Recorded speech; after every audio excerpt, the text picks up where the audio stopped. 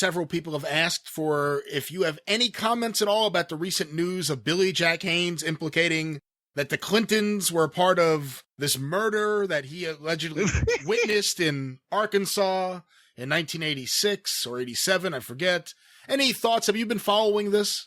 Well, I read a piece on that, and I've seen a couple of clips of Billy Jack, these interviews that he's done, and the whole Chris Benoit thing, and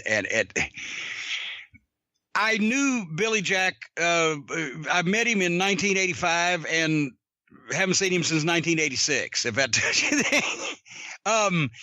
The guy that I knew then was sane and looked like $1 million, and had an issue, with wrestling promoters with not staying places very long, but otherwise than that, was very polite, nice guy, seemed clear and competent and level-headed. I'm looking at this gray-haired, toothless, and I'm not trying to knock him, but something has happened to him. He's obviously got issues. I don't know if somebody's winding him up for this for some reason. He doesn't look like a person that's, to me, either that or he's just real good at it, but he doesn't look like somebody's doing this for attention on purpose. It looks like he believes it and that he's lost it. And I don't know whether somebody's winding him up and causing him to do these things or putting him out or whatever the fuck, and thinks they can get something out of it. But no, obviously, there's something wrong. And I don't know what his life has been like in the last number of years that would lead up to something like all these things. So do you have any idea? I don't know. I want to ask you this. Drug distributors typically would use anyone they could to help them get their product around the country. Frequently stewardesses or I'm not supposed to call them that anymore, flight attendants, I guess, would be used, and they would help transport cargo around the country. Is the idea of a wrestler being used in that role by a drug organization crazy to you? That's right. He said that he was actually, while he was on the road with the WWF and traveling all over the country as a famous wrestler, was transporting drugs and et cetera, right? Yeah.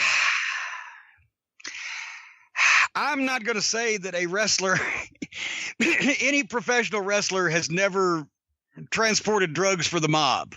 That would be a blanket statement that I would not be comfortable in making. I'm pretty comfortable in making a statement that none of them ever did it while they were currently working on the road for the WWE, FE, or any other major fucking at the same time. Same guy, different times maybe, but no, nothing. That's what I'm saying. I don't know what's happened. Is somebody taking advantage of this fucking guy, or is somebody getting him some fucking help?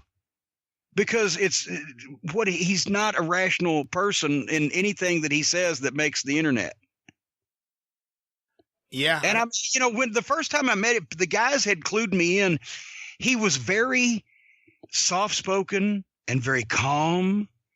And when he would shake hands with you, you see he was taking care not to hurt you, because not only was he a fucking hoss, but he had, I guess, spent time in prison for manslaughter for killing a guy in a hand-to-hand fight.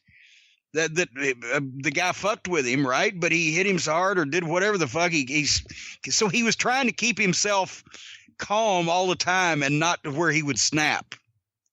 And that's when and everybody helped him do that. And we remember that's when he was booked with fucking Gino. They had both been in Portland and had the issue with the female issue. No, Chris. Well, or Chris, rather. Chris, I'm sorry, not Gino. But Chris Adams was booked with Billy Jack to work for the world-class TV title when Billy first came into territory. When Kerry was going to do the movie, and they brought Billy Jack in because they figured they needed to replace Kerry, and then Kerry didn't get the movie part.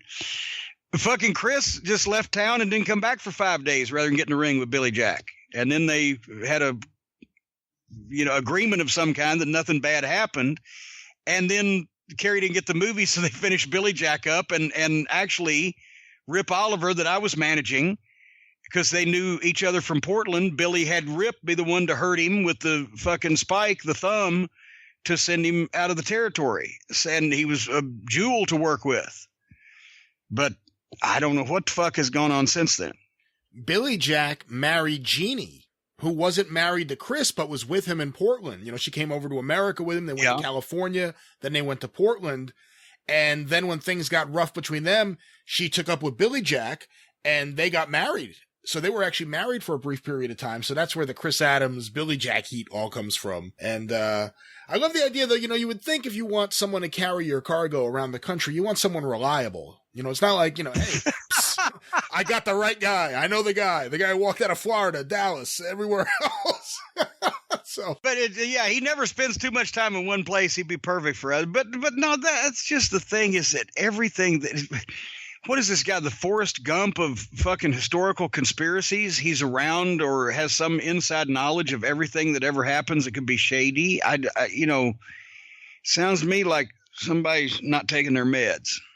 Jesse Ventura is staying away from this story. That's why I don't believe it yet. If Jesse embraces it, I know it's okay.